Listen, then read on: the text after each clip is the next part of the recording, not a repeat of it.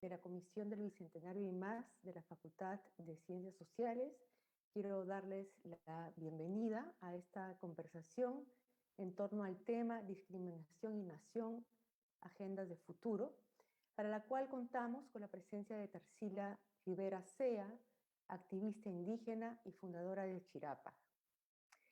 Desde el año pasado venimos realizando una serie de actividades como mesas virtuales, concursos de estudiantes, editatones, todas en el marco de la celebración del Bicentenario del Perú. En nuestra página web pueden encontrar los enlaces a las actividades pasadas para consultarlas ahí. También la conversación de hoy quedará registrada y será alojada en la página para consultas futuras.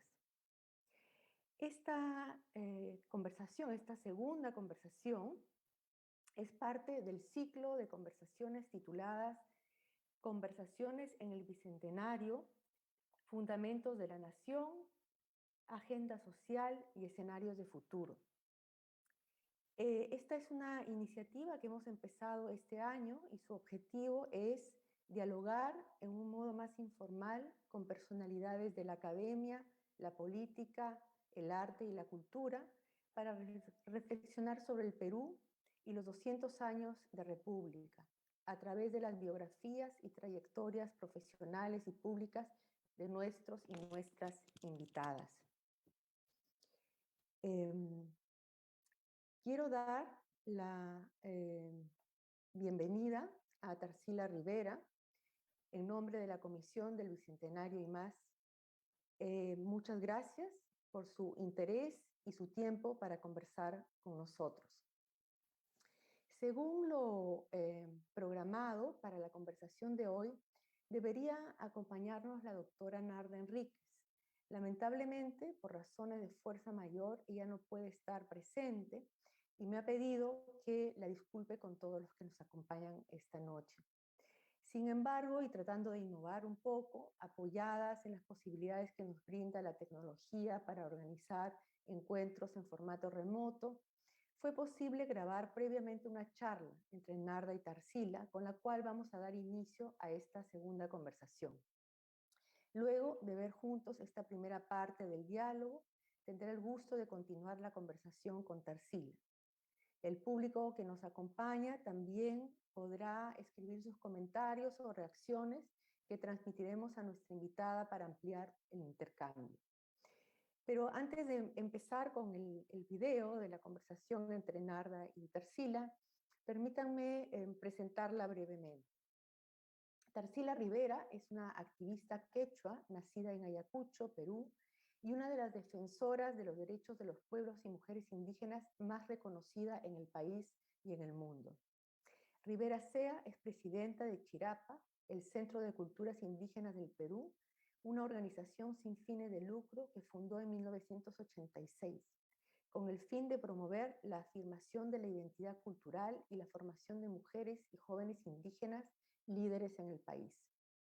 Asimismo, es la fundadora del Taller Permanente de Mujeres Indígenas, Andinas y Amazónicas del Perú y del Foro Internacional de Mujeres Indígenas, redes que impulsan el liderazgo y la participación política de millones de mujeres indígenas alrededor del globo.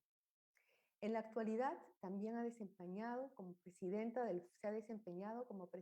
del Foro Internacional de Mujeres Indígenas. Es coordinadora del Enlace Continental de Mujeres Indígenas en las Américas y entre los años del 2017 y 2019 fue miembro del Foro Permanente para las Cuestiones Indígenas de las Naciones Unidas. Debido a su destacada trayectoria en la promoción y defensa de los derechos de los pueblos y mujeres indígenas, ha sido premiada y reconocida por UNICEF, la Fundación Ford, la Fundación Sacred Fire, el Ministerio de Cultura y el Ministerio de la Mujer del Perú. No cabe duda que su trabajo ha sido primordial para visibilizar y posicionar a las mujeres indígenas como agentes de desarrollo y actores políticos con voz propia a nivel mundial. Tarsila, bienvenida. Empezamos entonces mirando con nosotras dos, pero también con todos los que nos acompañan, la conversación entre tú y Narda. Así es. Gracias.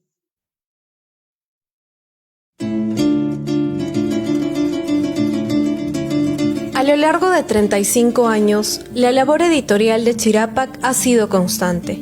Las publicaciones que hemos realizado abordan una amplia temática con un común denominador: nuestros pueblos indígenas, con especial atención en la autoría de las mujeres y juventudes indígenas a partir de la afirmación de nuestras identidades, desarrollando capacidades y estrategias de posicionamiento y visibilidad de las problemáticas. Mujeres y juventud indígenas.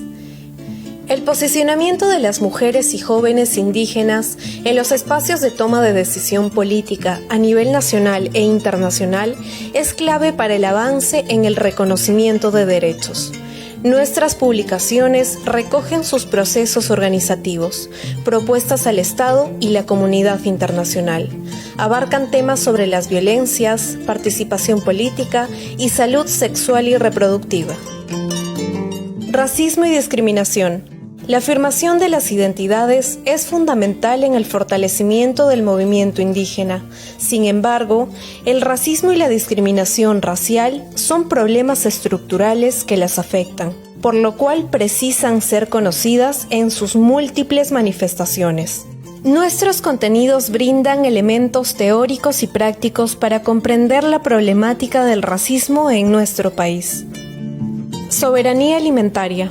Chirapac surgió con una propuesta alimentaria basada en productos indígenas de temporada.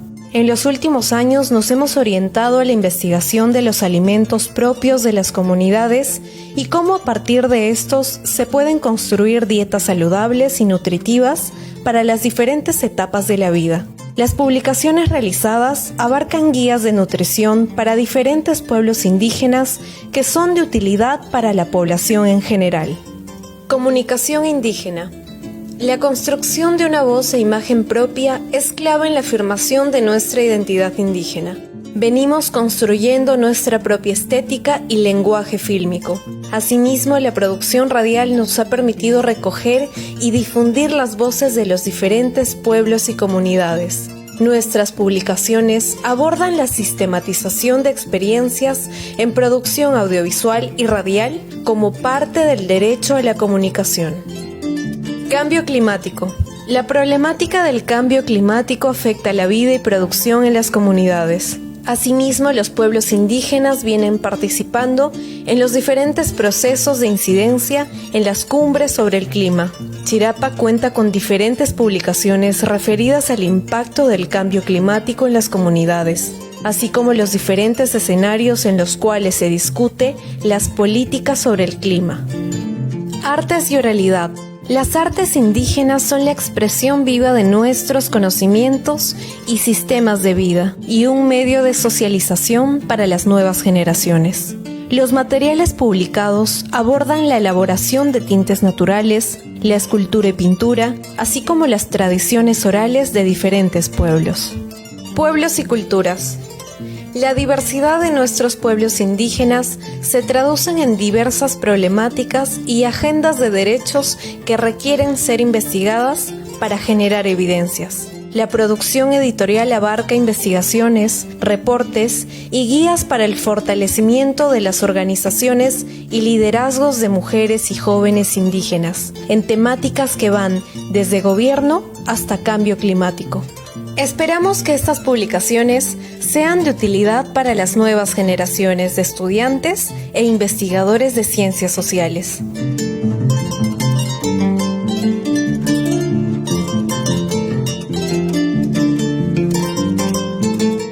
Bueno, estoy aquí con Tarsila Rivera Sea, que es una muy reconocida activista sobre los derechos de los pueblos indígenas, pero yo quiero agregar algo más en el sentido de que la considero a ella también una innovadora, una pensadora social que ha dejado un legado y está trabajando permanentemente como un modo de hacernos considerar que hay distintas dinámicas, distintas formas de pensar el país y que tal vez habíamos dejado de tomar en cuenta varias de ellas, en particular las formas de vida de los pueblos indígenas y cómo estos se están transformando, y los derechos que todavía después de 500 años, para algunos de 200 años, ahora que se conmemora el Bicentenario, no han sido suficientemente atendidos. Entonces, yo quiero saludar esta pensadora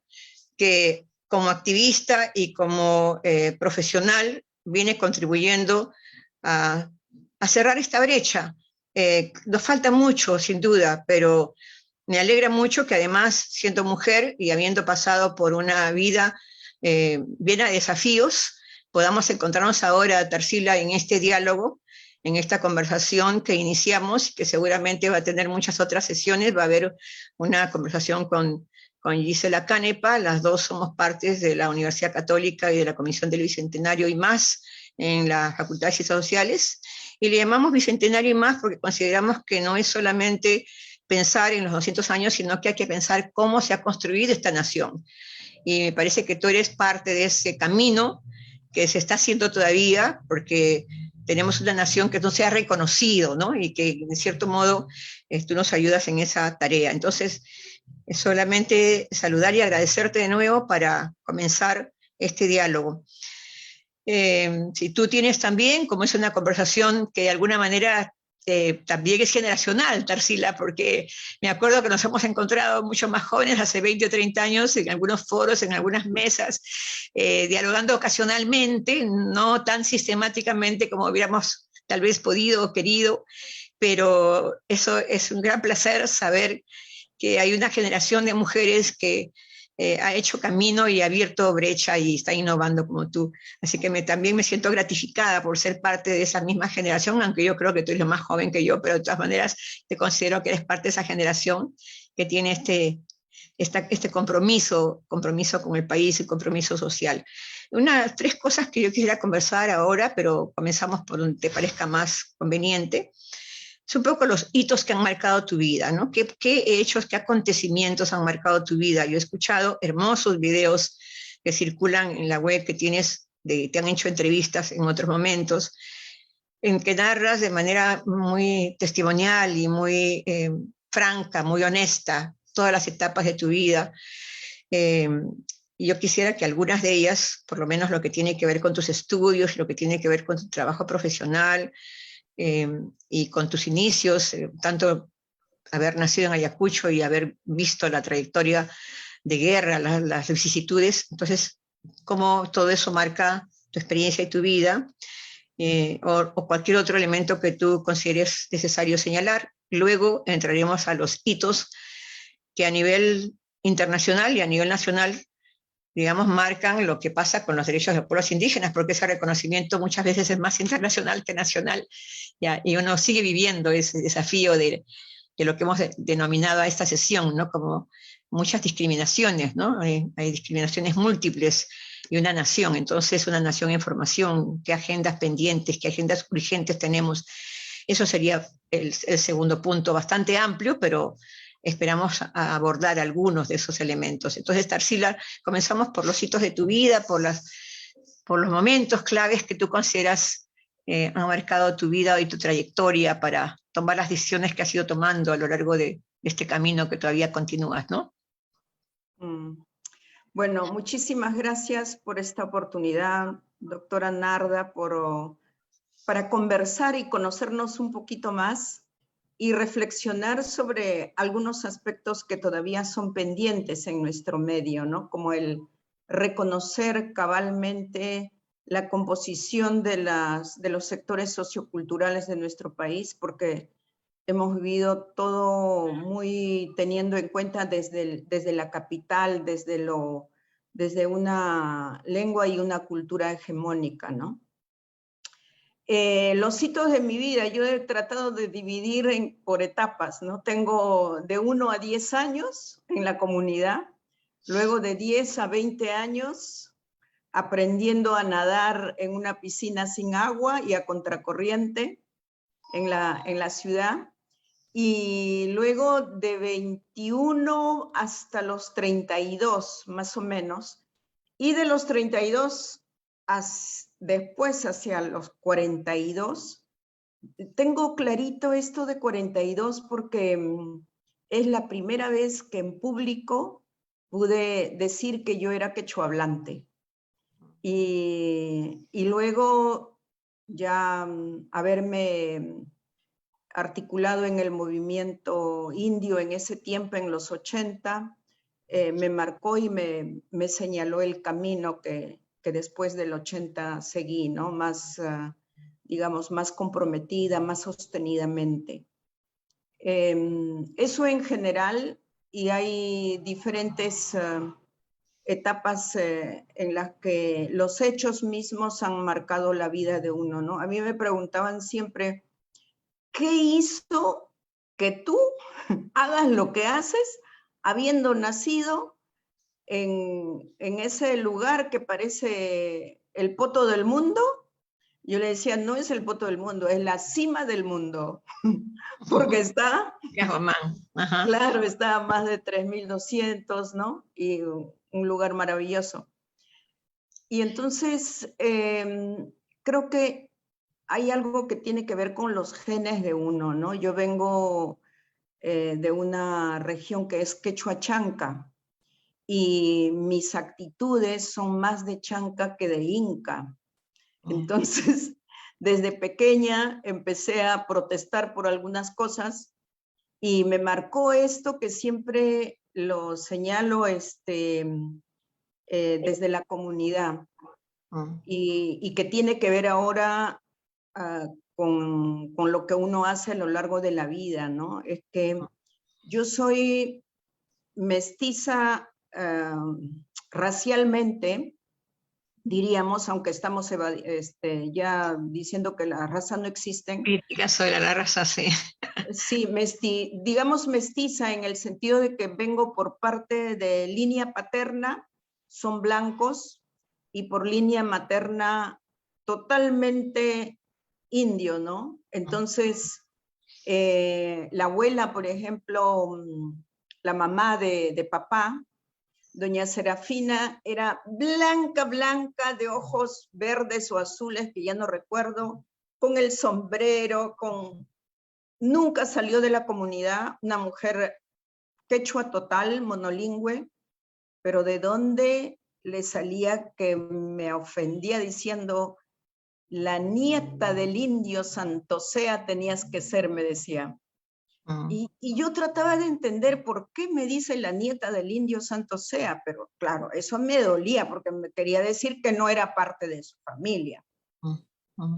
Pero bueno, no sé cuántos años tendría, menos de 5 o 6 años, y eso me marcó, me dolió en el tiempo, pero creo que me hizo fuerte, porque yo sí me considero que desciendo de la cultura de la resistencia, porque tantas cosas le pasan a uno que te marca, pero a mí no me marcó para aplastarme, me marcó para fortalecerme y decir, ¿por qué? Yo sí puedo, yo sí puedo. Esta sensación de vivir entre dos mundos, ¿no? Esta sensación de estar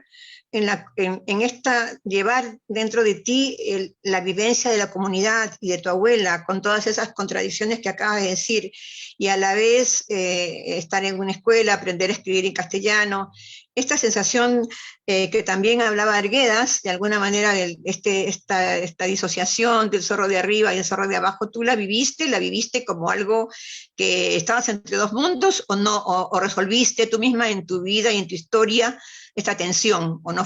¿Cómo? No, muy duro, porque en el pueblo había una sola escuelita y yo estuve ahí un año, no sé si estuve un año más, pero yo no recuerdo absolutamente nada más que una canción que se llamaba Saraparway, que se cantaba en quechua. Todo lo demás no lo recuerdo. Y luego, cuando ya salí de la comunidad, a los 10 años, yo primero aprendí el castellano en un barrio marginal, por supuesto, que antes todos los pujinos venían a los alrededores del río Rímac, en el Callao. Entonces aprendí primero el castellano y luego entré a una escuelita en lo que ahora es la urbanización Tarapacá.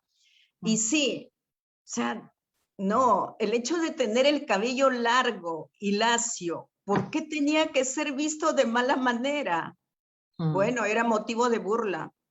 No poder hablar bien, burla de las demás compañeritas. Ser pobre, porque yo no tenía pues dinerito ni para llevar pan con atún, o pan con, sí, pan con pescado frito, llevaban las niñas de esa época. Marca. Estamos marca hablando de qué años, estamos hablando de qué años que tú estás en la escuela aquí en Lima. 60, 61, 62, más o menos. Y bueno, después ya yo, porque una profesora se enteró que yo vivía sola con mi papá, porque primero vino papá, me llevó a su casa y claro, todo lo que pasé en esa casa, tengo que decir que siempre pongo el lado bueno como lo más fuerte, porque haber dicho, por ejemplo, en una casa donde a uno le hacían creer que era una hija más y que por eso tú tenías que lavar, cocinar, hacer otras cosas, pero te mandaban al colegio. Entonces, que alguien vaya a buscarte y te digan, Tarsila, no es acá familia, es la sirvienta y no tiene derecho a recibir visitas. Y se lo dijo a una compañera, cuando yo ya estaba en un colegio de Piñonate, imagínense. Bueno, fue un golpe muy duro. Esta experiencia de discriminación tú dirías que tanto la abuela misma que te confrontaba con el hecho de que tú hablaras o no hablaras quechua y aprendieras castellano, y luego aquí en la escuela haciéndote sufrir esta discriminación, a pesar de todo eso que nos estás contando, decidiste a tus 40 y tantos años decir que eras quechua hablante. Esa fuerza que sacaste, ¿cómo se resuelve en un país? Porque eso quiere decir que tú decides eso hacia los 80, ¿no es cierto? Sí. Más o menos. Entonces, doctora, yo veo como que una persona, yo no sé si hombre y mujer, pero yo puedo hablar desde mi experiencia propia. Uno cuando sale de la comunidad sale con ilusión, porque uno tiene la idea que aquí todo es maravilloso. Pero luego va enfrentando una serie de rechazos, porque ni siquiera barreras, sino rechazo. Y entonces la integración no es posible. ¿Y sabe qué hace uno? Resiste. Resiste en silencio. Pero esa resistencia se va convirtiendo en fortaleza, que es mi experiencia. Y una vez que ya se siente uno seguro o segura, puede decirlo claramente. A veces sale de una manera equivocada, pero también uno ha tenido que hacer su proceso, ¿no? Claro. Yo te preguntaba esto porque creo que es muy importante en el camino de todas las personas. Tú me sigues llamando doctora, pero yo me considero tu amiga, ¿no? O sea, siempre hay una relación de distancia, de acercamiento, de respeto mutuo, pero también de diferenciación. Y en ese camino yo también estoy tratando de recordar en qué momento yo, que estaba muy, muy vinculada, siempre mi familia materna por el lado del Valle de Mantaro, y he participado mucho en la vida de la comunidad, siempre sentía que tenía una experiencia socializada de lo que era la comunidad que no necesariamente otras personas tenían. Y yo extraño y añoro, por ejemplo, que mi nieta no tenga esa experiencia, porque yo he tenido la abuela materna viviendo en comunidad, pero ya para mi nieta yo soy la abuela que vivo en la ciudad, ¿no? Entonces estaba indagando de tu vida y tu experiencia personal, porque la socialización que tenemos todos los peruanos tienen tantos vacíos, no solamente es el conocimiento objetivo de qué está pasando allá, sino la experiencia, la socialización de la experiencia y la apropiación de tu experiencia, como yo me apropio de la tuya y tú te apropias de la mía. ¿Cómo hacemos eso, Tarsila, no? ¿Cómo podemos construir nosotros a partir de todas estas nosotros nos sentimos cercanas, pero hay otros que no nos sienten cercanas, que nos sienten muy lejanos? Y como tú decías, ya no podemos hablar de raza, pero sí hablamos de racismo. O sea, el concepto de raza ha sido una invención, una construcción, pero racismo existe, ¿no? O sea que uno tampoco, la raza se construye porque hay racismo, no porque nosotros reconocemos que existan las diferencias raciales. Entonces estamos ahora, sobre todo, en estos últimos meses, abierto racismo, en un país en que todos somos cholos mestizos, como tú decías, por una razón o por otra, o como dice Marisol de la Cadena, que dice que también las poblaciones indígenas son mestizos y son indígenas, son mestizos indígenas. Es decir, no dejan de ser indígenas por ser mestizos. Esa es una connotación de Marisol de la Cadena que yo aprecio muchísimo, porque me ayudó a resolver un poco, la cuestión intelectual es una cosa y la cuestión de experiencia vivida es otra, ¿no? Pero siempre había esto de que en el Perú no queremos hablar nunca de mestizos, tú eres una de las pocas que dice soy mestiza, porque así como hay la resistencia a hablar de razas, hay resistencia a hablar de mestizaje, ¿no? Entonces, todo eso... No se quiere aceptar, pues, no se quiere aceptar la otra parte y se quiere ocultar. Yo en realidad me alegro muchísimo que podamos hablar de racismo y que se evidencie, se verbalice. ¿Por qué? Porque lo hemos padecido silenciosamente y otros tapándolo. Entonces, pero bueno, nosotros tenemos poniendo el tema en Perú desde el año 97, un proceso, claro, más de 20 años, pero que ahora ya no es solo un tema desde los indios o los negros, sino que ya se está convirtiendo en un tema también que la nueva generación felizmente no lo acepta y expresa su rechazo, porque volviendo al tema de construcción de nación, ¿cómo vamos a construir nación si todos estamos tan fragmentados y cada cual mirando su propio metro cuadradito? Así es. Ahora, y si ese metro cuadrado es amenazado, bueno, y con crímenes de odio, como ustedes, con crímenes de odio, como tú también decías, vamos a volver a ese tema, pero yo quiero, de los hitos de tu vida, yo quiero destacar uno que a mí me dejó muy marcado. ¿Qué cosa significa Tarsila? Para mí, ¿no? Tú no lo sabes, pero estuvimos en los años 90 en un evento que se hacía sobre mujeres, en la época de Fujimori, y muchos de nosotros estuvieron allí, pero tú eres una de las expositoras, no recuerdo exactamente el año, y me acuerdo que eras de las pocas, por supuesto, porque era en el Perú, con algunos invitados internacionales. No sé si fue Sonia Ollenberg que lo organizó, creo. Uy, ese marcó mi debut en Perú. Entonces, a mí me pareció algo, digamos, que es cómo uno va tomando determinadas posiciones, a veces pueden ser intuitivas y otras veces son muy razonadas, ¿no? Y no sé de qué manera, pero ya comenzaba a haber todo este proceso de lo indígena, la autoafirmación indígena o no, porque en Bolivia sí, pero aquí no, y entonces todo ese dilema, y en cierto modo pensar lo indígena como algo separado, ¿no? Y tú llegaste a hacer un discurso, una intervención, y decías, bueno, sí, yo soy indígena, pero estoy abierta, ¿no? Y yo siempre te he pensado como Tarsila, una indígena abierta al mundo, abierta a la ciudadanía, o sea, hablando desde tu condición, pero no cerrando ninguna puerta, o sea, siempre teniendo esta mirada abierta, y así como yo te pienso. Y eso a mí me dejó muy, digamos, me dejó muy afirmada en qué bueno que Tarsila, por eso es que yo te considero una pensadora social, ¿no?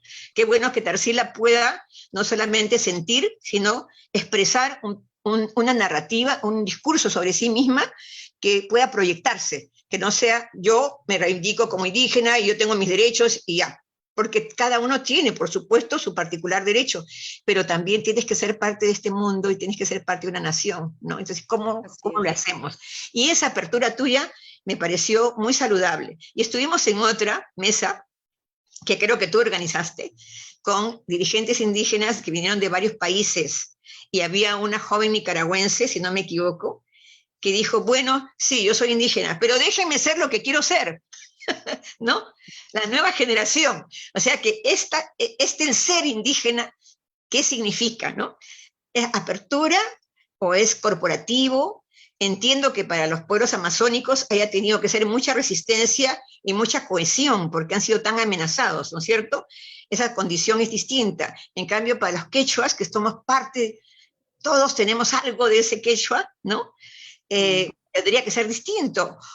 Para los nicaragüenses o para las poblaciones, no sé, también aguajún o también aymara, jóvenes, de repente déjenme ser lo que quiero ser, ¿no? O sea, ¿cómo ves tú ese lado más generacional? Cambios Doctora, hay un proceso que no podemos dejar de reconocer. Un proceso de construcción progresiva sobre el ser indígena, porque hemos ido evolucionando también en conceptos, ser nativo, ser aborigen, ser indio, ser indígena. Originario, indígena. Originario, y el proceso internacional nos ha marcado ahora con un concepto genérico que es lo indígena, y se ha logrado derechos, ¿no? Que ya tenemos instrumentos internacionales logrados en las Naciones Unidas. Y entonces ha costado decir soy indígena. ¿Por qué? Porque lo correcto es decir yo soy Cuna, yo soy Shipiba, yo soy Quechua Chanca o yo soy Aymara. Y los aymaras en Perú no hablan yo soy aymara, ellos dicen yo soy de la nación aymara. Esa es la diferencia también. Entonces, la nueva generación, por supuesto, ya no tiene digamos, los signos exteriores como se nos veía a los indios. Porque igual en Perú, no nos decía una ex primera dama, decía, si una mujer en el Ande está usando un celular, ya no es indígena. Bueno, esa es su idea. Entonces, con el tiempo también hemos reconocido, por supuesto, que el ser indígena no define ya ni tu ropa, ni el origen de donde nació uno, ni la lengua, ¿no? Sino, por un lado, políticamente dicen es un estado de conciencia, eso lo definieron en los 80. Ser indio es un estado de conciencia en relación a quién eres, de dónde vienes, dónde estás y a dónde quieres llegar, de acuerdo a ser consciente de quién eres. Luego, con el tiempo, ahora existe el derecho a la autoidentificación, porque justamente su nieta tiene una bisabuela que podía haber hablado el quechua huanca, pero ella ya no tiene relación, pero si en el proceso ella quiere recuperar y reconocer sus ancestros, tiene el derecho de autodefinirse. Y en el censo, el Estado le debe preguntar y debe poner lo que ella decida hacer. ¿Por qué? Porque fíjese en el Ecuador, las jóvenes usan el traje tradicional en la ciudad o en el campo. Por un lado, es una afirmación de identidad, una afirmación de autoestima, pero por otra también, mirando el otro lado, es que si no usan traje tradicional, también se las discrimina. Entonces, si eres quichua saraguro, tú sigues usando signos en tu vestuario como saraguro, y ellas son muy elegantes, son profesionales de primer nivel y están con sus trajes. O sea, a ese nivel no hemos llegado en el Perú. Pero hay varios países que están así muy bien, como las mapuches, sin ir muy lejos, de Chile o de Argentina, ¿no? Claro, yo siempre menciono que yo tenía una colega que venía de Chile, que ella Sonia Montesinos, que ella es física y todos los rasgos que tú dices que soy mapuche. ¿Por qué no me van a dejar decir que yo soy mapuche, no? Entonces, pero absolutamente no tenía nada, pero y te estoy hablando de los 90, que ella tenía esa posición. En realidad es bien interesante lo que ha ocurrido en Chile, ¿no? Que no solamente ya es la autoafirmación y autovaloración, sino la valoración social. Así es. Tarsila, Desde ¿qué ellas mismas, valoración social y valoración política para reconocer no solo la existencia, la tolerancia, sino la igualdad entre nosotros y la comunidad de la que formamos parte. Pero Creo el Perú es un caso muy especial, yo no sé qué pasa. A mí fíjese usted cómo son los momentos que a uno le marcan. Estaba yo en un curso de derechos humanos con una senadora misquita, pero sandinista en ese tiempo, cuando digamos los sandinistas de la primera época. Y entonces le tocó hablar sobre derechos humanos en la región y en público, desde donde estaba exponiendo, me dijo, por ejemplo, yo no entiendo por qué en el Perú, Tarsila, ¿ustedes por qué aceptan trabajar en casas de ricos por casa, por techo y comida? Yo no sabía dónde meterme. Y peor, me dijo, he estado en la casa de un político prominente en Lima, de izquierda, y tienen una persona como tú trabajando solo por comida y techo.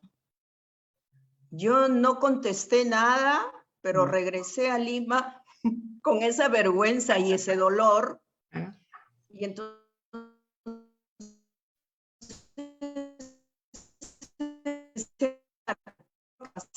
¿cómo? Sí, es que yo creo, la Tarsila, que se han combinado varias cosas que no hemos sido capaces de desbrozar, ¿no?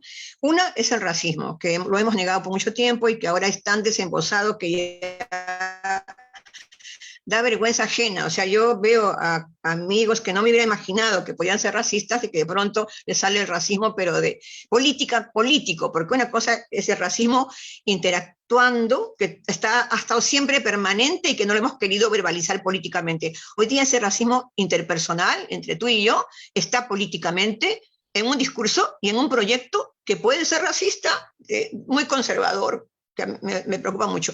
Pero la otra cosa que se mezcla, creo que es la parte histórica, ¿no? Hay un legado en el Perú por también tener la riqueza cultural de esta diversidad de poblaciones indígenas. Ese legado, en lugar de tener digamos, lo que se decía en democracia, esa pluralidad debería ser una riqueza, ha sido desvalorada, ¿no? Y ese es un legado colonial que es difícil de combatir porque las estructuras se han vuelto coloniales, las estructuras, las mentalidades, todo se ha vuelto colonial, y hay que desmontar eso. Entonces nace gente y crece gente con esas estructuras y esas instituciones. Entonces yo creo que es el lado de Quijano, ¿no? Lo colonial hay que decolonizarlo, sí. Esa es una parte estructural, institucional, mental, conocimiento, subjetividad. Pero también hay las interacciones. Y también hay los proyectos políticos y económicos. O sea, el neoliberalismo ha sido extractivismo social y racista también, porque a los territorios indígenas han sido los que se les ha depredado, ¿no?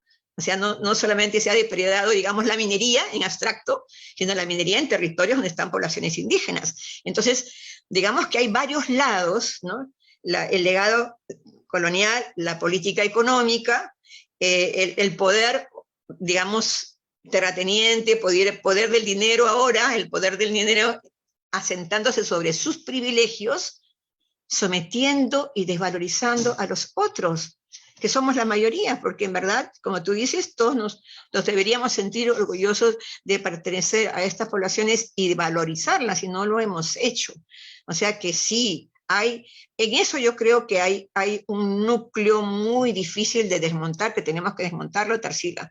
Y nunca es tarde para hacerlo, y ahora la cosa está muy agresiva, y yo quería saludar también en ese sentido, rápidamente pasar al otro punto para subrayar las cosas que por el lado de Chirapac tú has ido avanzando, como también en tus propias actividades, pero también el marco internacional al que contribuyes, ¿no? Tú has sido una de las que ha formado fundadora del Enlace Continental de Mujeres Indígenas en América Latina, ¿no es cierto? Y formas parte también de este grupo de Naciones Unidas, el Foro Permanente de Cuestiones Indígenas de la ONU. Entonces, ¿Qué han significado esos hitos internacionales en tu trabajo? Porque aquí tenemos todavía muchos pendientes en el Perú, pero a nivel internacional como que sí se avanzó muchísimo, ¿no? ¿Cómo ves tú eso? Se ¿De ha qué manera avanzado. te animó a continuar Sí. y avanzar? Mire, a mí me marcó mi primera salida al extranjero, el año 75, yo tenía 25 años, me fui a la Argentina. Me marcó mirar, por ejemplo, ese contexto argentino de lo que costaba, por ejemplo, la producción de la gente del campo, cómo vivían, y comparaba yo con cómo vivíamos, digamos, en el campo nosotros. Luego, yo decía, primero Europa, después cualquier cosa. Nada, sino, porque quería conocer Europa. Y luego, porque yo terminé bien solo la secundaria comercial y empecé a trabajar a los 21 años, ¿no? Entonces, ¿qué marca lo internacional? O sea, para mí es como que me abrió el horizonte, me hizo ver otras cosas que en el Perú no veía, que desde mi dolor de la experiencia particular no pasaba. Entonces, para mí fue muy importante salir. Y claro, la primera vez que salí fue a un curso con académicos profesionales de historia, y yo no era de universidad. También ese golpe me sirvió muchísimo. Luego, mi acercamiento con haber trabajado para el Estado en la época de Velasco Alvarado, que ahora se sataniza tanto, para mí fue importante, que todo el tiempo andaba con la cabeza gacha, pero de repente lo que tú hablas y sientes y eres vale, bueno, nos hizo levantar la cabeza, aunque lo tuviéramos en silencio. Y luego mi acercamiento al movimiento indio en los 80, pero siempre estuve cerca al movimiento feminista, por ejemplo, con los sindicatos y luego al movimiento de mujeres. Y Ana María Portugal me quería llevar a Flora Tristán y yo le decía, no, ya encontré mi sitio, yo soy india, me voy al movimiento indio. Y la verdad me marcó mucho porque justamente, ¿por qué digo yo en esa reunión que yo soy abierta al mundo? Porque también conocí el fundamentalismo indio, el sectarismo, estas cosas que ya eran inaceptables, ¿no? También el machismo, ¿no? Y entonces yo dije, no es esto lo que quiero y no es esto para lo que debería ser como un movimiento. Entonces, y entre nosotras también, entre las indígenas activistas, que si eres más o menos india, que por qué tú eres más clara, y entonces estábamos deslegitimándonos, y yo decía, no puede ser. O sea, vengo de un sitio donde nos excluyen, no podemos fomentar espacios donde nos excluimos entre nosotras. Entonces, eso marcó mucho, y la verdad, internacionalmente, yo aprendí a salir, mire, sufriendo por Ayacucho. ¿Qué es lo que pasó en Ayacucho? Chirapa surge en ese contexto, en el que desde la cultura decíamos la transmisión cultural, la continuidad de la cultura, y yo llego a un curso que me invitaron para decir que si esta violencia en los Andes sigue así, los quechuas o los indígenas de Ayacucho no íbamos a tener oportunidad de hablar sobre culturas andinas o cultura quechua o culturas indígenas. Y entonces participé en un grupo de derechos humanos hablando de estas cosas, y luego me dijeron, tienes que conocer Ginebra, tienes que conocer la ONU. Me llevaron para allá y claro, mi descubrimiento terrible fue que casi no se conocía lo que pasaba en Perú. ¿Por qué? Porque era una cuestión interna, pero sí se conocía todo lo que pasaba, por ejemplo, con Guatemala y toda la migración externa y desplazamiento externo. Y es el tiempo en que se empieza a trabajar la Declaración de Derechos de Pueblos Indígenas, que hoy, bueno, ya tiene 20 años, ¿no?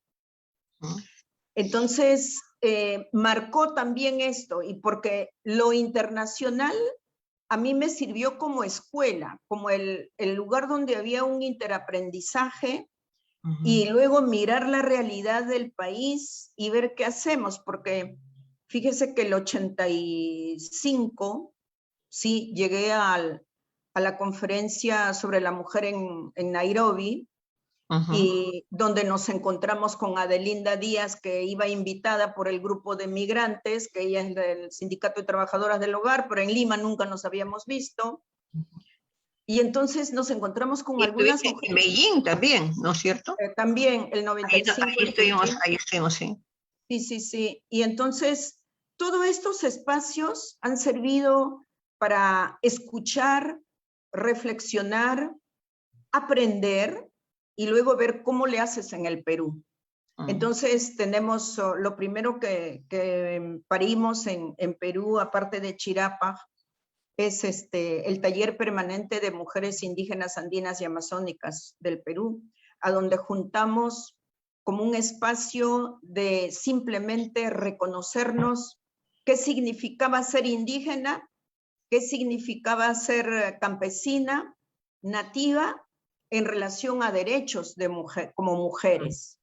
Entonces, el taller permanente nos tomó 14 años para lo que ahora es la UNAMIAP. O sea, han habido varias generaciones que se han formado, no en el discurso, sino aprender haciendo. Y también con ellas hicimos lo mismo que me tocó a mí, salir a reuniones internacionales, por ejemplo, traer liderazgos femeninos indígenas claras y fuertes, para hablar sobre identidad, autoestima, derechos, y luego ellas también han salido a las Américas, y luego el 2000 fue la primera vez que llegamos a Nueva York para el Beijing +5, pero ya con un proceso construido. Y el Perú fue el sitio, digamos, donde uno pone la semilla, pero la semilla la traes de afuera, porque aquí todo era rechazo. Sí. Y entonces con el taller permanente, junto con las hermanas de diferentes organizaciones y pueblos, empecé a articular con las del continente. Entonces el 93, que ya se había empezado un proceso, y nosotras con el taller permanente ya fuimos como internacionalizando los espacios de formación, las oportunidades de participación y de aprendizaje. Entonces, es bastante. Y entonces son iniciativas que han tenido impacto y que han servido para nuestras hermanas y hermanos, pero también tenemos ahora, fíjese, desde el Enlace Continental de Mujeres Indígenas, donde tenemos las 3 Américas, romper esta idea que todos los del norte están maravillosos. Cuando hablamos de violencia y racismo, estamos igual con las de Canadá y Estados Unidos, por ejemplo, después de esto. Luego ya promovimos antes del milenio lo que ahora es el Foro Internacional de Mujeres Indígenas, donde estamos las 7 regiones geoculturales del mundo, y justamente en estos días es que estamos en la segunda conferencia global sobre mujeres indígenas, con todas partes, con todas las regiones, Asia, África. Ayer escuchaba, por ejemplo, a las mujeres Sami del norte de Europa, hablando igual, que tienen que defender sus tierras para seguir pastoreando sus renos, y que no quieren la eólica en sus territorios. O sea, la misma cosa. Claro. Ahora, yo te hago un comentario. A veces me ha asaltado esta idea de este comentario, que lo hago como, no es lo mismo, pero lo hago como una provocación, ¿no? En el sentido de que muchas veces le he dicho tú sabes que yo he estado trabajando también con los grupos feministas, muchas veces le he dicho, el feminismo tiene una fuerza global, una fuerza política global, pero a veces en los países no la tiene tanto, ¿no? Durante muchos años yo siento que lo que ha pasado con las poblaciones indígenas en el Perú ha sido eso, había más presencia global en organismos internacionales que la posibilidad de tener aquí alguna repercusión. Y me parece que el giro más importante hay como dos giros, ¿no? El giro primero, más importante, es el giro ya no solamente los marcos internacionales que protegen a todos y que son de las fechas, como tú dices, 30, 20 años, porque comenzó algo en los 80 con la OIT, después ya la declaración y ahora último ya mucha más literatura, ¿no? Sí, pero muy importante marco, sino también tiene que ver con el hecho de que de alguna manera las organizaciones en los países tienen distintos ritmos, distintas fuerzas, ¿no? Por ejemplo, el feminismo ahora parece que ha crecido, pero políticamente en el Perú no va a tener... Estamos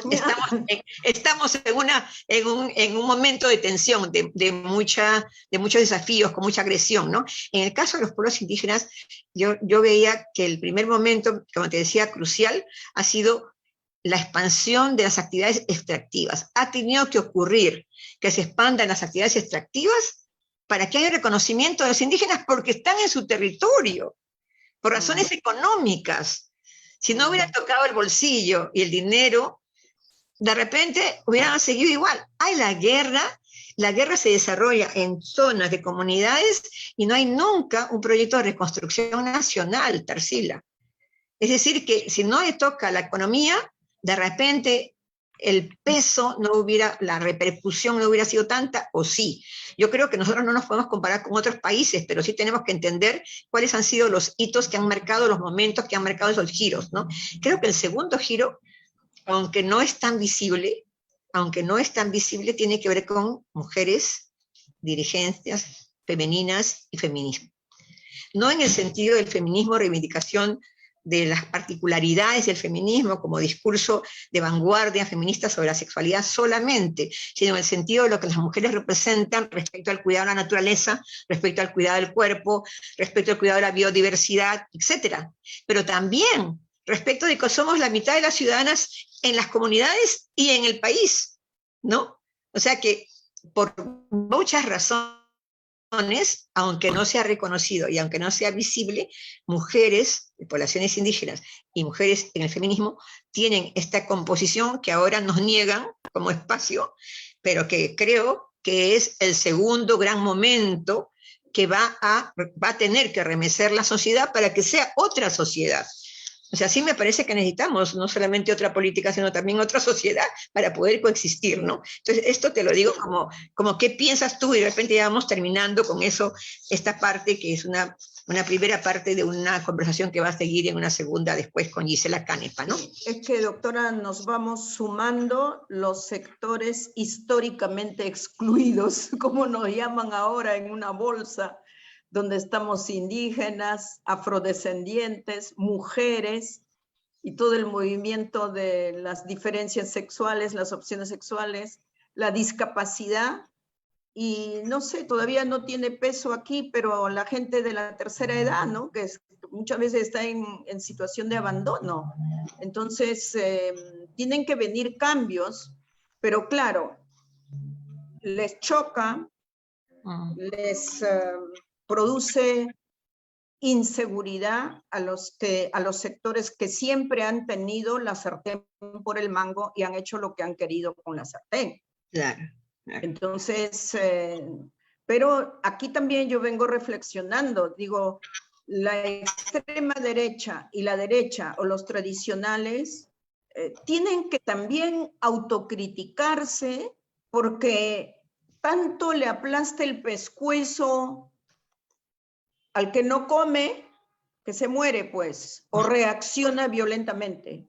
Entonces, tenemos que darnos cuenta que, y pensaba en la mañana, en el Perú no puede ser que haya alguien que tiene tanto y se quede conforme viendo cómo vive la gente en los cerros y que no tienen nada que comer. No tienen un techo decente ahora con el frío. Sí. Entonces, esa indolencia entre nosotras y nosotros como sociedad, yo creo que tiene que de alguna manera llevarnos a mirar bien el mapa, a sincerarnos y construir, es cierto, una nueva forma de ser sociedad, donde es cierto, alguien me dijo, Dios también dice que no todos somos iguales. Ya, está bien. Pero Dios dice, ama a tu prójimo como a ti mismo. Entonces, ¿cómo puedes tú permitir que un prójimo esté realmente en la inanición total? O sea, eso no puede ser satisfacción para nadie ni conformidad. Estamos tocando recién los puntos que tienen que ver con agenda y que estoy segura, yo he visto varias actividades de Chirapa que tienen que ver con esos temas, con crímenes de odio, con atención de adolescentes, con violencia que ustedes han promovido. Vamos a ir terminando. Nos hemos pasado los 40 minutos que habíamos previsto para esta primera parte. Tarsila, te agradezco muchísimo. Y yo estoy segura que además me alegra que hayas estado en el Tribunal de Honor de Jurado de Elecciones, que también es otro tema que no hemos tocado ahora, pero que espero que en la segunda parte...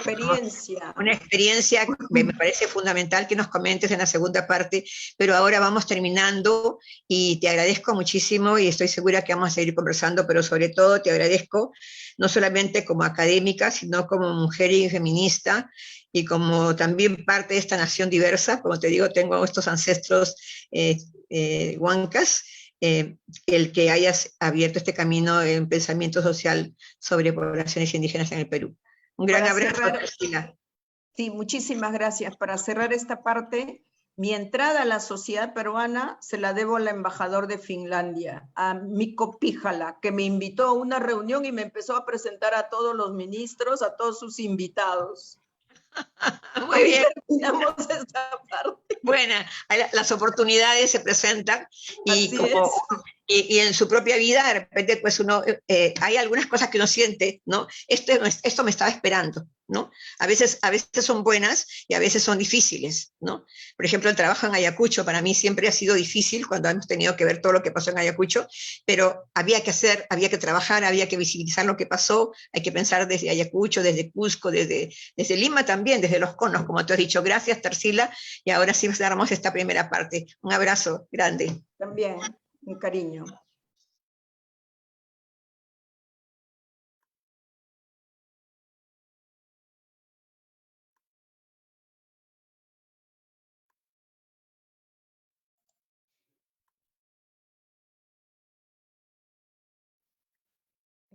Bueno,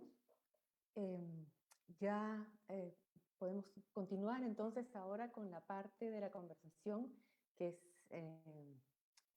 presencial entre Tarsila y yo. Y quisiera continuar esta conversación iniciada por Narda Enríquez con un tema que considero que es importante en la agenda de Chirapa, ¿no?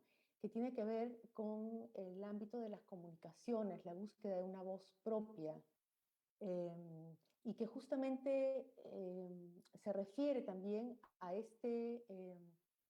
a ver, me dicen que no se escucha suficiente. ¿Está mejor ahí? ¿Sí? Yo siento que hay eco. Alguien está repitiendo, parece que hay eco. A ver, ¿se escucha ahora mejor? ¿Ve? Entonces... Es que he recibido el mensaje de que no se escucha suficientemente alto. A ver, estamos arreglando unos pequeños... ¿Cómo desconectamos?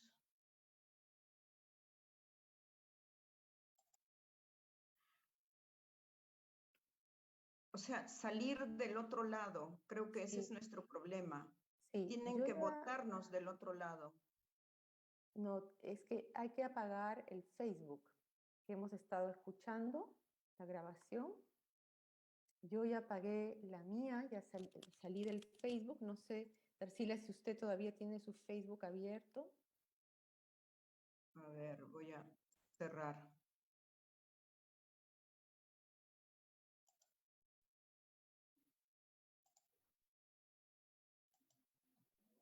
A ver, ¿ahora? ¿Se escucha? Sí, a ver. ¿Estamos bien? ¿Sin eco? Parece que ahora sí está mejor. Ok, bueno, entonces creo que ahora sí podemos retomar. Decía yo que quería continuar con la conversación en relación a un tema que me parece importante en la agenda de Chirapas, que tiene que ver con las comunicaciones y la búsqueda de una voz propia, de una voz indígena, ¿no? Y eso tiene que ver con el tema de las representaciones, ¿no? Como bien sabemos, la representación de las poblaciones indígenas por parte de los grupos hegemónicos ha sido un instrumento de poder fundamental, ¿no? Es justamente a través de las representaciones que se ha definido la alteridad de las poblaciones indígenas en términos de una otredad subordinada, marginal, inacabada, ¿no? Y ese trabajo de representación ha sido hecho por instituciones como el museo, las artes, el cine, los medios de comunicación, las ciencias, ¿no? Esas han sido las instituciones que han hecho ese trabajo de representación, pero también es en esas mismas instituciones donde las poblaciones indígenas disputan su derecho a la autorrepresentación a través de sus políticas de identidad, ¿no? Entonces, la conquista del cine es un campo importante de la lucha indígena y de sus políticas de identidad. Y Chirapas es sede peruana de la Coordinadora Latinoamericana de Cine y Comunicaciones de los Pueblos Indígenas, ¿no? Y entonces, por ejemplo, el tema del cine, pero también los medios de comunicación como la televisión, han sido un ámbito donde Chirapas ha reflexionado, pero también ha tomado acciones, ¿no? Entonces, yo, Tarsila, quería preguntarle, ¿no?, qué importancia le otorga usted a la posibilidad que los pueblos indígenas puedan asumir su propia representación, y cuál es el rol del cine cuál es el rol que el cine juega en esa agenda. Gracias, doctora, por este aspecto que nos encanta desde Chirapa, que además le llamamos a los festivales de cine en Perú que organizamos como parte de CLACPI, le llamamos el universo audiovisual de los pueblos indígenas, así de bonito. Chirapa siempre ha tenido en cuenta el lenguaje comunicacional para poder llegar hacia adentro, o sea, hacia nosotros mismos, pero también hacia afuera. Y para el 92, un anciano de 114 años de las alturas de Ollantaytambo decide conversar con nosotros, Taita Ciprián. Y usamos la pantalla, o sea, usamos una cámara para hacer que Taita Ciprián deje su mensaje. Y uno de los aspectos que a mí me interesaba preguntar a Taita Ciprián es que, porque fuimos muy cuestionadas por los liderazgos masculinos, de hablar de género, de por qué las mujeres indígenas queríamos derechos específicos, por qué estábamos mirando los derechos individuales, cuando en realidad como pueblos nos toca derechos colectivos. Entonces, y nos acusaban de venir, de copiar de Occidente el tema de empoderamiento y género. Entonces, le preguntamos a Taita Ciprián,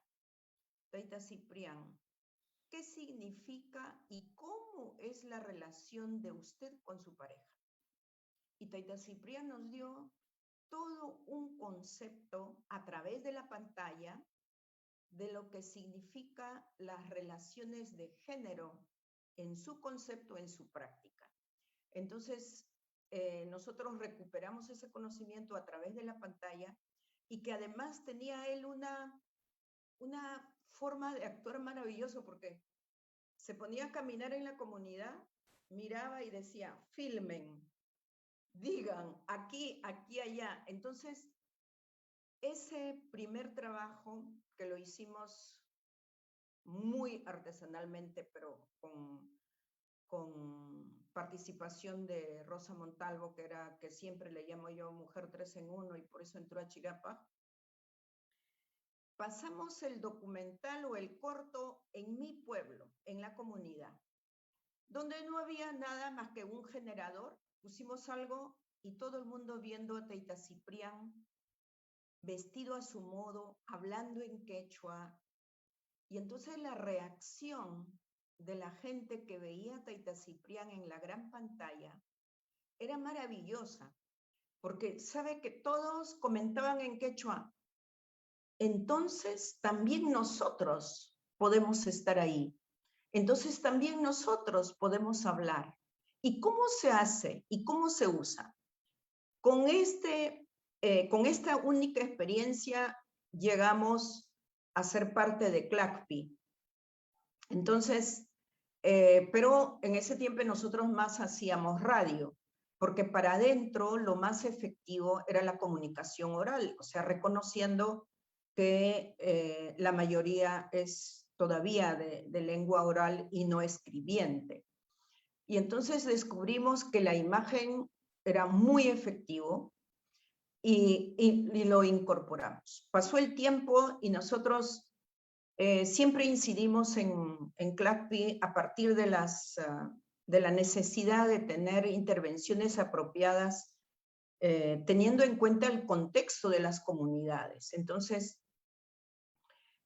con esto también llegamos a ser parte de Wapikoni Móvil de Canadá, que es una experiencia de hacer cine en comunidades, ¿no?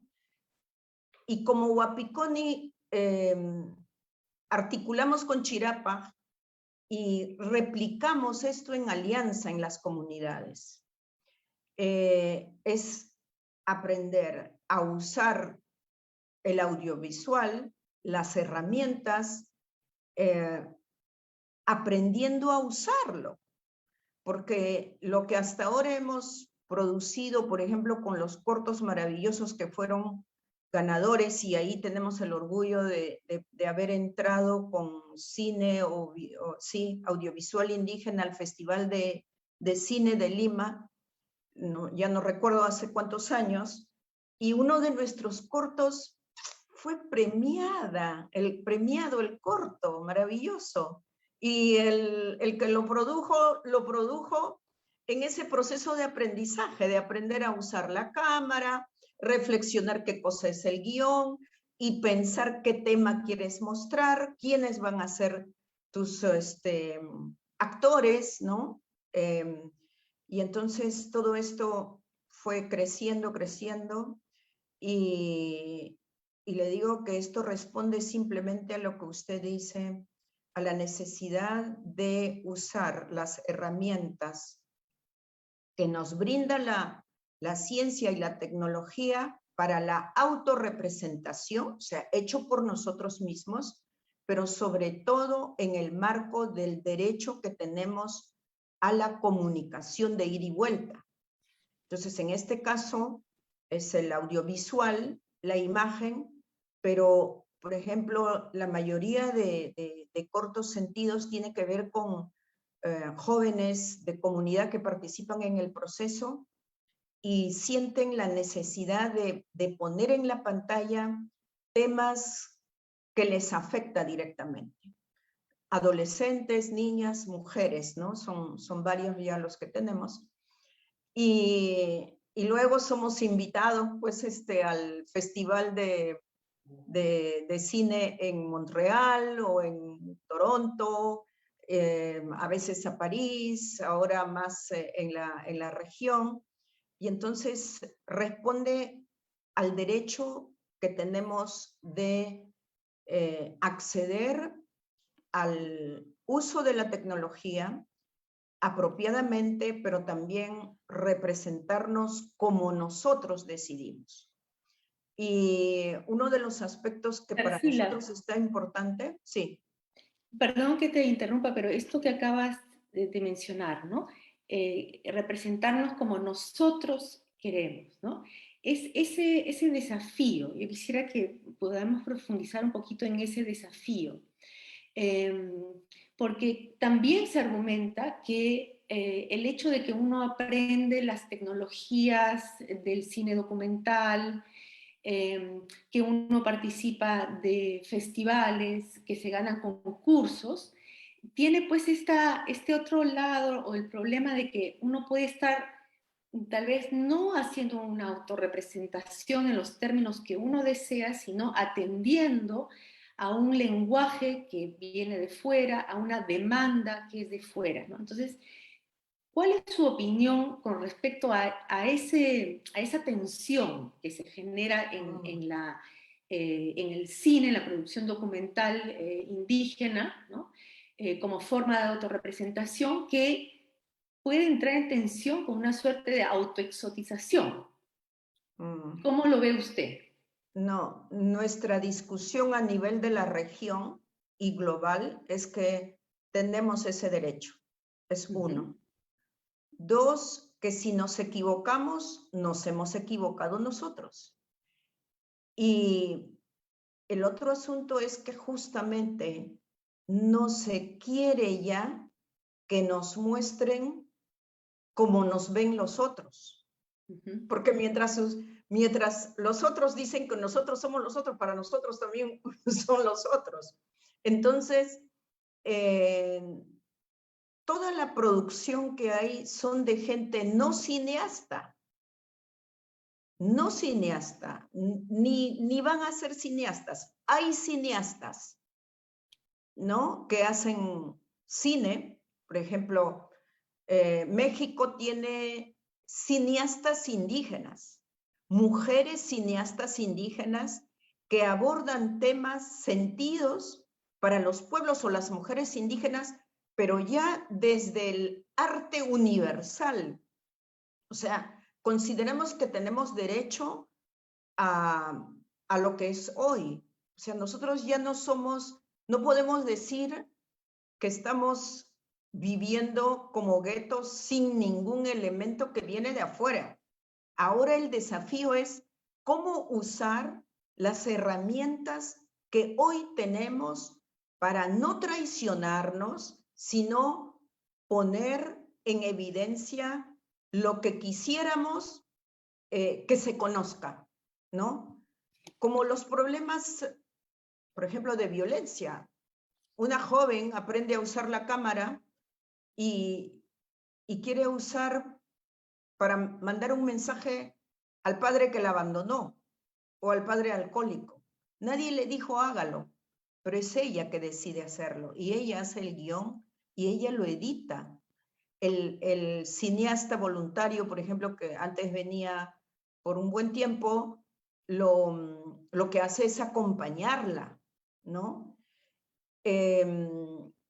Y queda como una cosa maravillosa, inclusive para la autoestima. Esa mujer que ya tiene un hijo, 2 hijos, o es una joven que no habla bien el castellano, las calificaciones en el colegio son bajísimas, y de repente le da a usted una cámara y hace una cosa maravillosa, que luego gana un premio y ella viene y la celebran, eso para su autoestima es importante, pero siempre está enmarcado dentro del derecho que tenemos, porque muchas veces se piensa, claro, yo vengo de un proceso largo y los de hoy somos resultado de todo el proceso de reflexión y análisis crítico sobre lo que significó los 500 años. Y entonces, con todo el paquete de la discusión del 92, es acceder a derechos, y en el proceso anterior discutimos mucho en qué sistema, ¿no? Y estamos nuevamente volviendo al tema de la nación. ¿En qué sistema?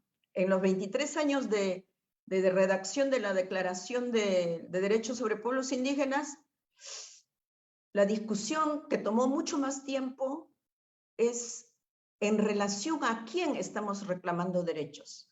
A un Estado-nación, y por supuesto habían pueblos indígenas que no querían nada con los Estados-nación. ¿Por qué? Porque esos Estados-nación, llamados repúblicas, no nos representan, ¿no? Y entonces, pero estábamos peleando por derechos en la Casa de los Estados-Nación del mundo. Nos tomó 10 años, doctora, entender cómo se interpretaba desde nosotros el tema de la libre determinación. Entonces, en ese tiempo se discutía la libre determinación territorial y en relación a los Estados-Nación. Hoy, el derecho a la libre determinación se aplica multidimensionalmente. Y la libre determinación también está relacionado con, como ya no estamos en un gueto ni aislados, tenemos acceso a todo lo que nos brinda el avance tecnológico y científico, entonces usémoslo bien, porque también nos gustaría que un informático se sentara con la abuela monolingüe y le pudiera dar un nombre concreto a la computadora, ¿no? Entonces el cine, para nosotros tiene un aspecto que tiene que ver con el derecho de acceder, de usar y ejercer ese derecho. El otro es que cuando queremos hablar de derechos y reflexionar sobre temas, es muy efectivo para nosotros, porque es mucho más, como todavía somos muy orales y visuales, entonces es una herramienta muy efectiva. Y claro, estamos pensando, por ejemplo, dentro de esto, ¿por qué los fondos que hay para cine no financian propuestas para hacer películas, cortos o largometrajes dirigidos por indígenas y no a los cineastas no indígenas haciendo cine sobre indígenas? Ese tipo de cuestionamientos hay en el CLACPI. Tarsila, entonces en materia de políticas culturales todavía falta mucho por hacer, digamos. Hay una serie de esfuerzos, como los que nos estás contando de Chiapas, por transmitir los conocimientos tecnológicos para poder hacer un cine donde las poblaciones indígenas se puedan autorrepresentar, o sea, digamos, del sector privado, de la sociedad civil, hay una serie de esfuerzos, pero se requiere también que haya políticas culturales que apoyen ese derecho a la autorrepresentación, el derecho a la voz propia. Porque fíjense que dentro del reconocimiento de derechos, y si el Perú reconoce que somos un país multicultural, plurilingüe, sus políticas públicas tendrían que incluir a todos, no como hasta ahora. Cuando se tiene una política cultural, por ejemplo, de fomentar el cine, ya, no hay solo un tipo de sector cultural que va a hacer cine, ¿no? El cine es un arte universal y si exigimos, indígena o no, tenemos que aprender a no sacrificar calidad como arte universal. O sea, el contenido será desde nosotros, pero es lo que aspiramos a ser parte de la universalidad. Esa es nuestra discusión. Ya no, como antes se decía, y es otra discusión que tenemos en el plano del reconocimiento de quién es indígena y dónde estamos. Ya no se nos puede ver a los indígenas solo allá en Pujas, cosechando una vez al año porque no hay lluvia. Tenemos que reconocer la movilidad y también la expresión de las nuevas generaciones. Las nuevas generaciones que son hijos de migrantes quechuas o indígenas, igual acceden a la escuela, acceden a la universidad, mala formación, mediana, mediocre, pero acceden a la universidad. Y entonces, ¿qué expectativas tienen? Las políticas del Estado tienen que reconocer Las políticas públicas tienen que reconocer esa complejidad que somos como sociedades con una composición sociocultural diversa. Eso, y creo que la construcción de una nueva sociedad tiene que ver con eso. No solo unos haciendo cosas sobre otros. Ejercer derecho con voz propia. Como también antes las mujeres indígenas lideresas decían, ¿por qué vamos a estar esperando que otros hablen por nosotros? Bueno, tenemos que aprender a hablar en público. y yo he tenido que aprender a hablar el Spanglish, repeating and listen and repeating. ¿Por qué? Porque no me entendía con las de Canadá. Así es, o sea, son desafíos tremendos. Tarsila, ya viendo también la hora, yo quisiera ahora girar a otro tema que es un asunto que quedó inconcluso al final de la conversación que tuvo usted con Narda Enríquez, ¿no? Que es su participación en el Tribunal de Honor del Jurado Nacional de Elecciones, que fue las últimas cosas que comentaron con Narda, pero ya no pudieron proseguir. Entonces, y yo tenía curiosidad de saber, ¿no? el hecho de que usted haya sido convocada al Tribunal de Honor del Jurado Nacional de Elecciones, ¿qué nos dice, ¿no? sobre el lugar que ocupa la agenda indígena en la representación política y las políticas públicas en el Perú de hoy? Porque es significativo que usted haya estado ahí, ¿no? Entonces, ¿cómo lee usted esa invitación? Mire, hace muchos años, creo que hará unos 30 años, Chirapa tiene 35. Yo hablaba de las cosas que quería hacer como Chirapa y una persona que hacía consultorías me dijo, excelente todo lo que tú propones, pero primero sé alguien para que te escuchen. Y yo, en este tiempo, doctora, cuando me invitan para aquí, me invitan a ser miembro de aquí, de allá, y sobre todo con el Tribunal de Honor, pensaba, pucha, ya seré alguien. Y entonces me paso el tiempo tratando de aportar para que se escuche y algo quede. Una de las razones por la que acepté, es la segunda vez porque yo la primera decliné cuando fueron las elecciones pasadas y estaba la doctora Bermúdez, ella me dijo, ¿por qué renuncia?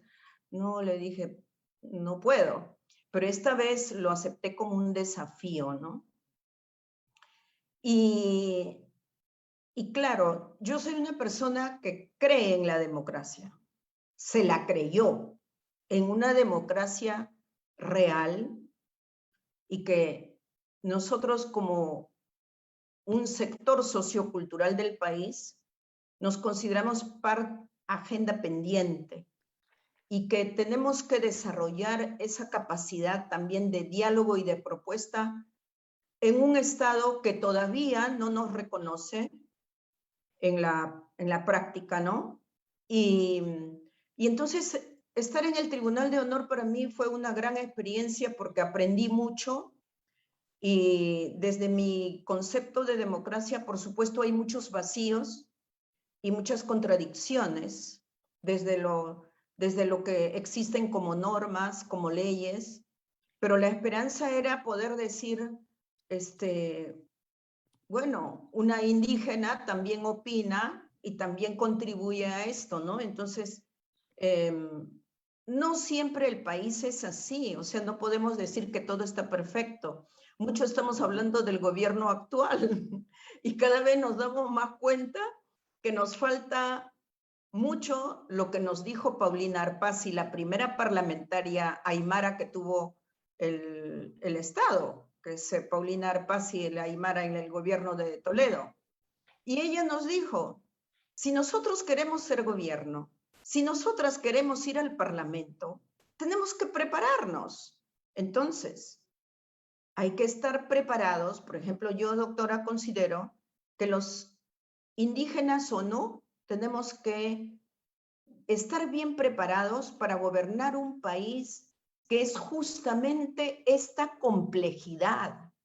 Porque cuando yo suba al gobierno, no voy a gobernar solo para mi gente. Tengo que ver cómo logro un ejercicio del poder democráticamente y que sea incluyente. Y el gran desafío es, por un lado, no pensar que toda la torta la vamos a tener un grupo y que los otros también piensen que hay que aprender a compartir la torta. Y ese es el gran desafío. Entonces el Tribunal de Honor para mí fue un espacio también de interaprendizaje. Pude también opinar, ser escuchada y la verdad, fíjese, estoy en contra, ya que estamos hablando de arte y cultura.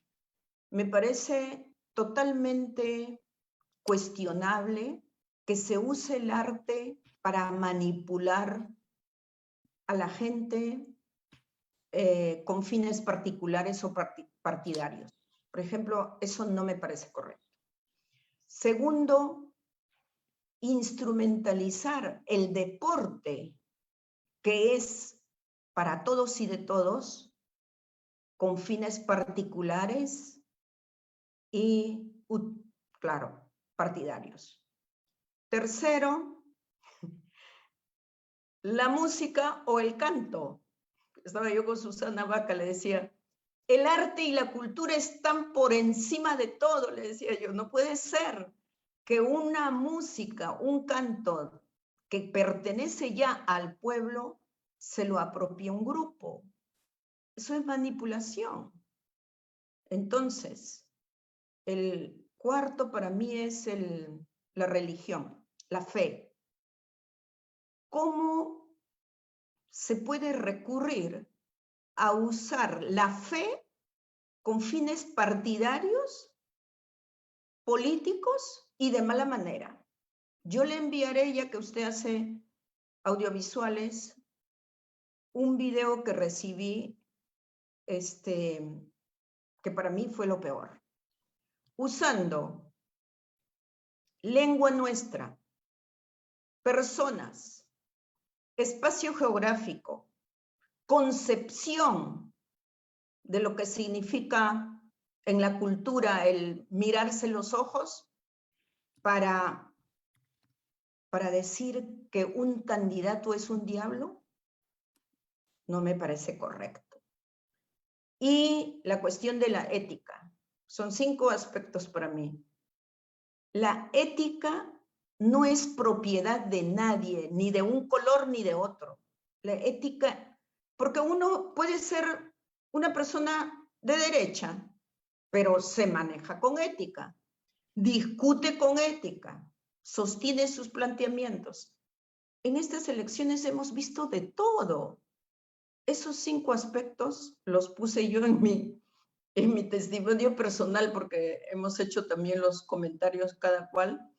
Y claro, cuando nosotros en el grupo recibimos una denuncia de un corto con actores diciendo esto y aquello de otro, yo dije, Dios, ¿quién financia eso? No se pueden prestar los actores a hacer esto, porque yo creo en eso, que es un trabajo. Yo sí decido para qué y en qué trabajo. Entonces la ética es importantísima y yo creo que para mí, la verdad, ha sido una gran escuela el Tribunal de Honor. Claro, también me han puesto ahí que una terruca y todo lo demás. Yo dije, bueno, recién me entero que soy terruca. Tarsila, ahí yo quiero retomar algo que usted dijo que me pareció muy interesante, que es esto de ser alguien, ¿no? Es difícil ser alguien en el Perú, digamos, pensando también en el contexto del Bicentenario y las preguntas que nos hacemos como nación y como pertenecientes a una nación, ¿no? A una comunidad nacional. Es difícil ser alguien en el Perú porque Usted ha Yo creo mencionado ser alguien en el sentido de que formarse, por ejemplo, para gobernar con ética, con responsabilidad, ¿no? Pero en el Perú muchas veces ser alguien es ser blanco, es tener dinero, ¿no? El ser alguien se piensa de otras maneras. Entonces, sí, quisiera que me comentara sobre eso. ¿Cómo evalúa en el usted contexto bicentenario tiene esta que pregunta entender, de ser alguien, claro, ¿no? yo quisiera que comprenda mi ignorancia cuando me dijo tienes que ser alguien, y yo miraba a los costados y decía, pucha, ¿qué me falta para ser alguien?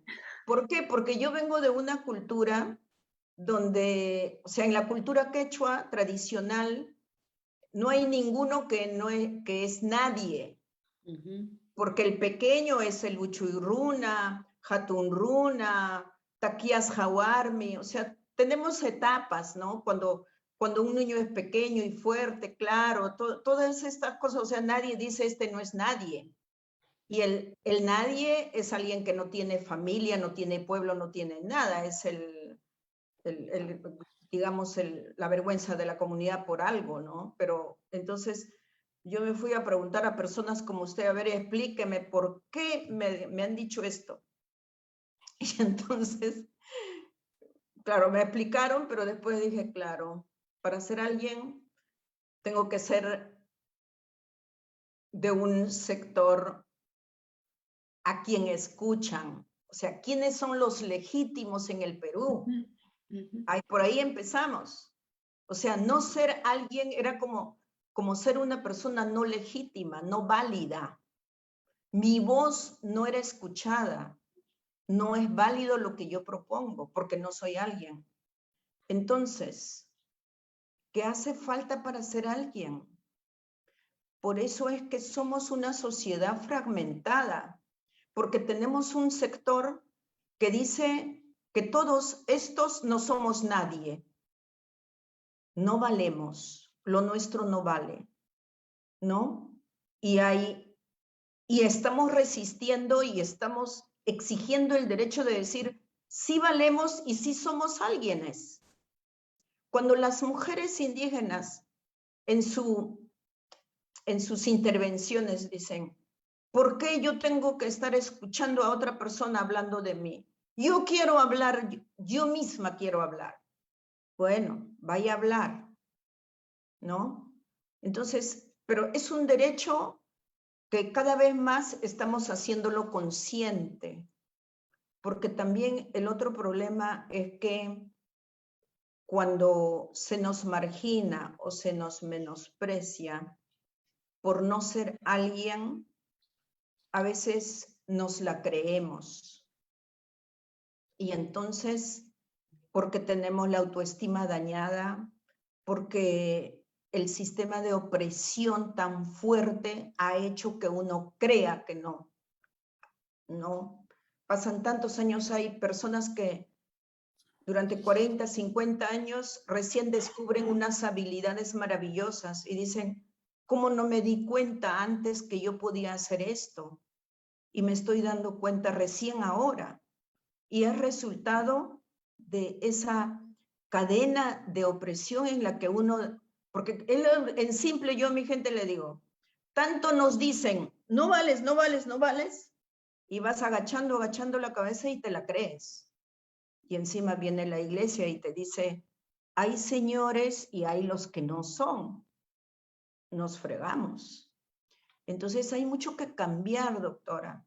Por eso yo siempre digo que los centros de formación, la universidad, tiene que tomar estos aspectos que no son, de repente no están escritos como lo podemos decir nosotros, pero simplemente se necesita apertura, porque las ciencias sociales y la academia tiene que contribuir justamente a levantar las barreras que hacen que no seamos nación.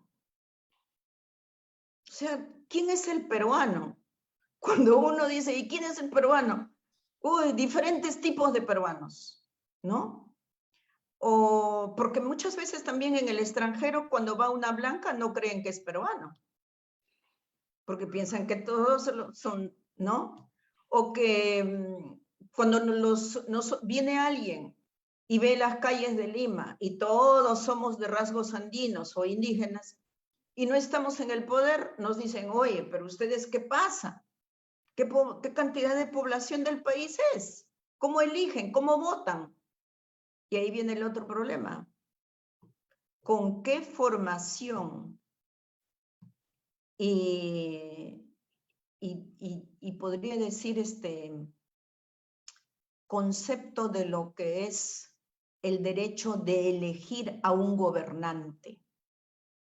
Por ejemplo, ¿por qué estamos eligiendo gente que luego nos decepcionan, los cuestionamos, nos traicionan, no cumplen sus responsabilidades? Ese es el otro aspecto.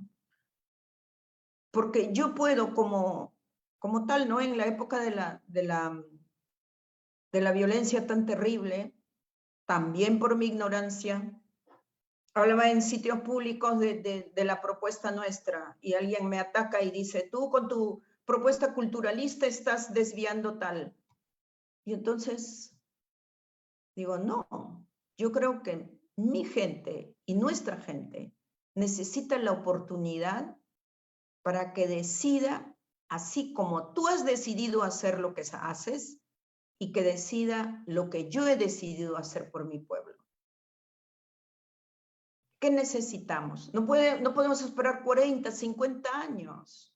Tiene que haber ese cambio en las políticas públicas, en el contenido educativo, de abajo hacia arribota, y que nos miremos de una manera diferente. Fíjese usted que fue terrible el 92, cuando íbamos al encuentro de americanistas en Ámsterdam. A mí me llevaron ahí. Y era todos contra los ólogos. Y luego teníamos un simposio que se llamaba La Visión India. Todos los indios hablando en ese simposio. Y todos los ólogos eran nuestro público. Y entonces, por ejemplo, ¿no? Había mujeres mucho más fuertes de México, de Guatemala, diciéndole su vida a los ólogos. Y ahí la discusión era, no queremos ser más objeto de estudio. Bueno, y luego surge esto de no me acuerdo, la antropología, no sé qué, diferentes corrientes, ¿no? Pero ahora estamos en otra etapa crítica. ¿Quién escribió la historia? Y si es que ejercemos o no el derecho de escribir y de interpretar la historia desde nosotros mismos. Y ya hay corrientes que están haciendo esto. Ese es un punto muy interesante que menciona Tarsila, porque justamente en el contexto del Bicentenario uno está haciendo una suerte de balance, ¿no? De los 200 años de independencia. Y eso supone también no solo una reflexión, sino también hacer memoria, ¿no? Entonces, ¿quién va a hacer la memoria de estos 200 años? ¿No? Los historiadores han tenido la autoridad en gran parte sobre eso, ¿no?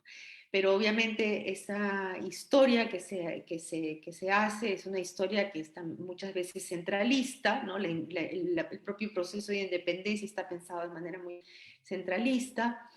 Y entonces, digamos, siguiendo con lo que usted menciona, realmente para poder avanzar hacia adelante sería muy importante que en el contexto del Bicentenario uno pueda recoger las diferentes historias que pueden ser contadas desde diferentes perspectivas, ¿no? Desde diferentes voces.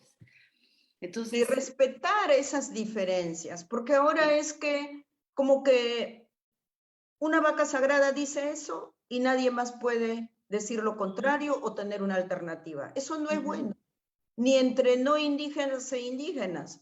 ¿Por qué? Porque la academia no puede ser tan vertical y no puede solamente tener una línea, ¿no? O sea, eso es contribuir también a la libertad intelectual, a la iniciativa, al análisis propio.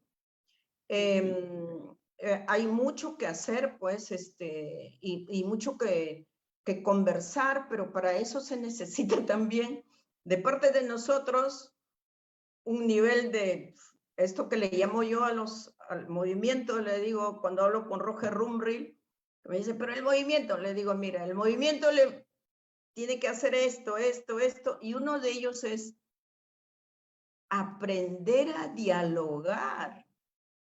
Entonces, nosotros mismos tenemos que informarnos y desarrollar nuestros propios argumentos. Y luego hacer que el otro escuche. Pero eso mismo tienen que hacer los no indígenas y la academia tradicional. ¿Quién sabe la nueva generación? Yo tengo que decir que hay muchas excepciones. Esa es entonces una agenda pendiente, Tarsila, Totalmente para lo que viene, pendiente. una conversación entre la academia y los movimientos sociales, los activistas, ¿no? Y bueno, nosotros esperamos, esa era también la idea de Narda cuando conversábamos el deseo de tenerte en este ciclo de conversaciones, ¿no? Eso es lo que estaba en mente, el iniciar una conversación entre las agendas indígenas, el activismo y la academia. Entonces, me alegro mucho que nuestra conversación de hoy haya desembocado en este punto que tú has traído, de esta necesidad de abrir un diálogo, de tener espacios colaborativos. Y bueno, lo dejamos como la agenda que tendremos pues de acá en adelante, ¿no? No sé si quieres agregar algo más. Solo agradecer la oportunidad y el espacio, como le comentaba la doctora Narda, hay mayor demanda de este tipo de conversaciones de afuera que de dentro en nuestro país. Y eso responde también a una serie de barreras que tenemos que levantar para el diálogo entre diferentes. Y yo creo que lo más importante para el futuro en el contexto del Bicentenario es justamente eso.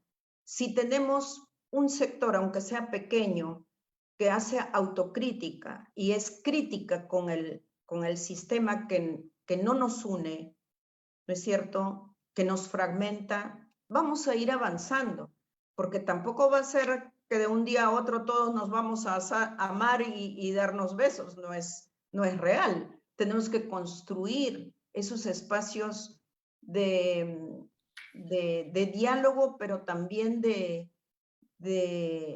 respeto a las opiniones diferentes y respeto a las opiniones de las diferencias, y que no sea un constante, motivo de polarizaciones. Tarsila, muchísimas gracias. Esta va a ser una primera conversación de muchas que tienen que venir. Seguramente que sí, creo que hemos iniciado una colaboración a partir de este conversatorio. Entonces, nuevamente, muchísimas gracias por haber accedido a conversar con nosotros. Y bueno, a las personas que nos han acompañado hoy día, la grabación de la conversación de hoy va a quedar alojada en la página web de la Comisión del Bicentenario y más, de la Facultad de Ciencias Sociales. Entonces, ahí van a encontrar el material y también otros materiales del año pasado y la conversación anterior que tuvimos con Marisol de la Cadena. Pueden consultar ahí. Y bueno, nuevamente muchas gracias, Tarsila, muchas gracias a todos por acompañarnos y buenas noches. Muchas gracias, sobre todo a los que nos han aguantado las casi 2 horas. Sí, y daba para conversar más, pero bueno, también tenemos que ir a descansar. Adiós. Chao.